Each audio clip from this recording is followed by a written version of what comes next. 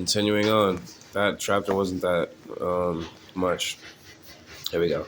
Mark Evans had always been a star. He walked with the easy gait of those used to being looked at. So this basically so far is a lot of setting over in South Africa. The main character seems to be this person, a girl named Persephone, who's in like a diplomacy in the diplomats or in the politics or something. And Amanda is her friend or something like that. Somebody she's dealing with a lot. And this is a person named Alifa or something like that that's also dealing with them. I think they said she was smart or something in some sort of way that she's smart to help them out. And a person named Meg is the daughter.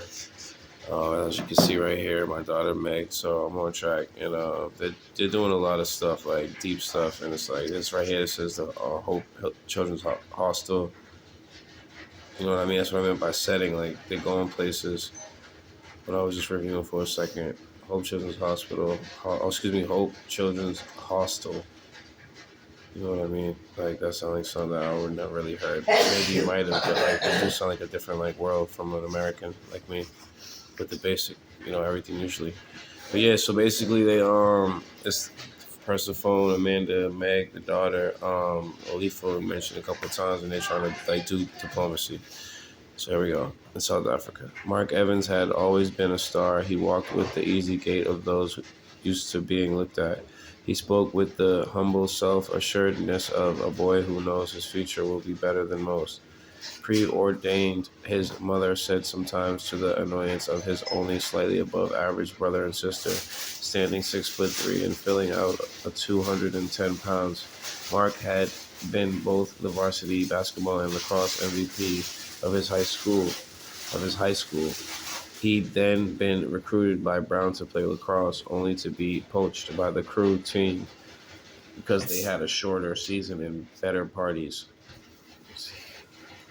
Mark's 4 years at Brown had been effortless and legendary, marked with aced preem classes despite leading his boats to victory at countless weekend regattas. His entrance into med school was assumed, instead to his parents' annoyance and worry. Mark chose to join the Peace Corps. He was such a well-known senior in the class of 95 that the news caused a ripple through campus, which both alienated him from the other athletes and, to Mark's delight, opened a whole new range of bedroom doors of socially conscious Eco-Hottie. That summer, Mark was dispatched to Namibia, a place no one had ever heard of. His luck seemed to turn as soon as he set foot in the country. In Mark's family's mind, it was as if he were disappearing into blank space. He sent them long, boring letters of his progress at the health clinic where he had made the important decision. He told them not to become a doctor, and then he had gotten into a bus accident. He was riding buses. His mother shrieked in Africa, but this, so cool. He even did that. Wow, that's cool. Thanks, guys. After all had turned out to be a good thing because, to the family's great relief, he'd been sent home early. Mark's mother never fully understood what had occurred in that horrid country, but when her son returned from Namibia in 1997 to horrid country, but when her son, when her son returned from Namibia in 1997 to take up residence in his high school bedroom, she whispered to her closest friends, a bit broken. He was, of course, though he wouldn't be able to admit it until many years later. The accident had shattered his leg and everything else. So this is a son, Mark's mother. So Mark's a kid, his mother. He comes back to Namibia or goes back somewhere else, I think they said. It was an accident. Mark, okay. As the dollhouse, wasn't that the beginning of the chapter too? Yeah, he was right. He was the beginning. He was a star. He was an MVP. I read it too fast. Class of '95, well-known senior. I seen all that. I just read right past it. Disappearing into blank space. That summer, Mark was dispatched to Namibia, a place no one had ever heard of. His luck seemed to turn as soon as he set foot in the country. In Mark's family mind, it was as if he were disappearing into blank space. He sent them long, boring letters from his progress at the health clinic. All right, cool. All right. Just making sure. That's a good mark. They can catch you a little bit with their skills. As the dull housebound weeks dragged on in Highland Park, he wondered at all that had happened at home while he was gone. It was like he returned to the movie of his life, and everyone else had pushed fast forward. Both of his college girlfriends were engaged. His former brown roommates were VPs at various Wall Street firms. Mark didn't know what that meant other than they seemed ridiculously rich and confident.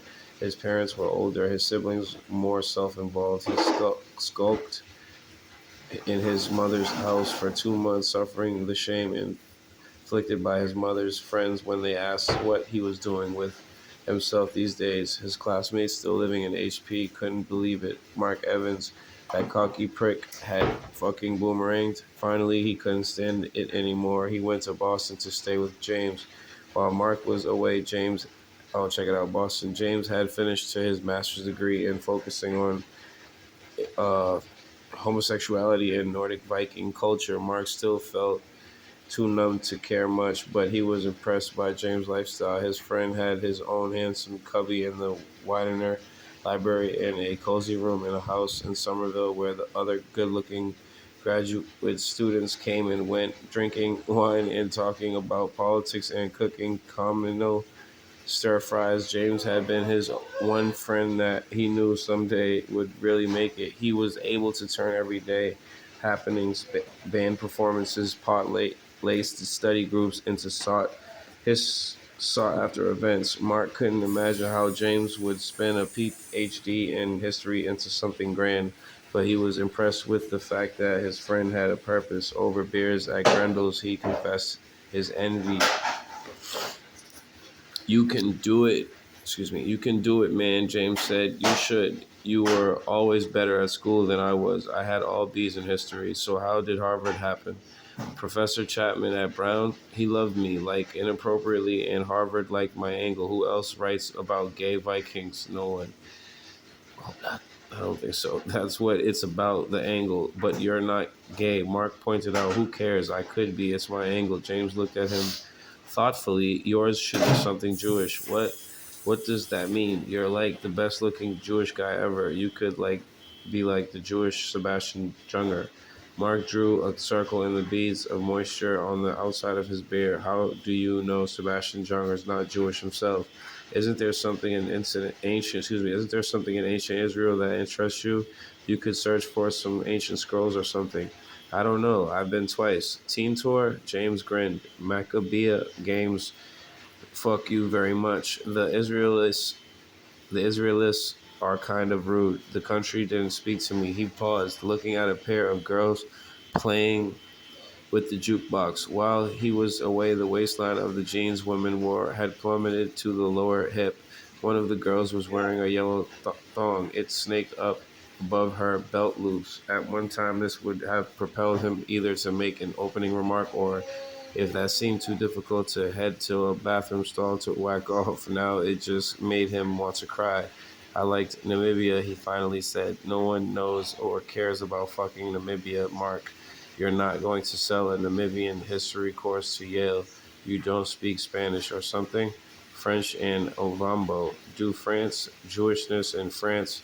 The Holocaust is big. It's like Schindler's List legitimized the fucking thing. These are a lot of books that are just like the ones I picked up are just going crazy with stuff, man. You know what I mean? Like race, especially. I feel like this one not so much, but almost because it's like black horses and it's Black Beauty. The black horse is like the special one. Not in any of the weird ways, bro. I mean, just like you know what I mean. Like it's like very significantly Black Beauty and shit. And this one is embassy wife, and I believe it's like some South African stuff, which they don't have to be black, but I mean, it doesn't sound like. I mean, I guess it doesn't sound like African people's names, but it almost does. Or what I would mean by like shit, darker skinned Africans, I suppose I would have said. I almost broke the table. You know, I'm too strong. Like my man Obi, the African. But I think he's from other West Africa or something, middle or north, or I don't know. But he's a giant Hulk, man. Like all them other dudes up there, I gotta throw on the gloves and show him that Hulk boy came through. Like Team Hulk. That looked good, yo.